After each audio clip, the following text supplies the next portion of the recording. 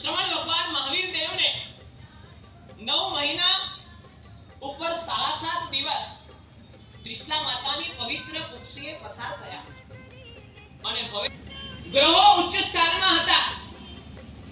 જ્યારે પણ પ્રભુનો જન્મ થાય કોઈ પણ ગ્રહ ભૌગોલિક દ્રષ્ટિએ જ્યોતિષ શાસ્ત્રની દ્રષ્ટિએ નીચ સ્થાનમાં હોતો નથી.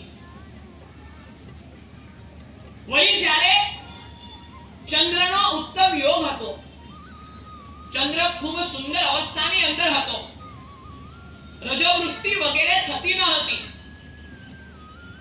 દિશાઓ સૌમ્ય હતી, વાતાવરણ એકદમ સૌમ્ય અને શાંત હતું. પ્રભુના જન્મ સમયે અંધકાર ન હોવાથી ચારે તરફ પ્રકાશ પ્રકાશ અને પ્રકાશ હતો.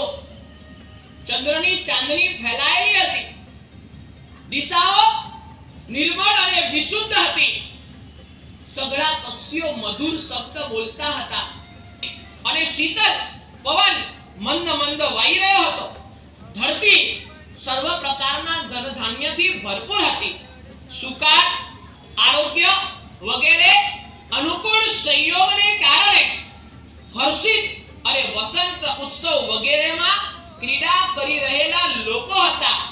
ત્યારે મધ્યરાત્રિને સમયે ઉત્તરા ફાલ્ગુની નક્ષત્રમાં ચંદ્રનો યોગ પ્રાપ્ત થયો. ત્યારે આરોગ્યવાળા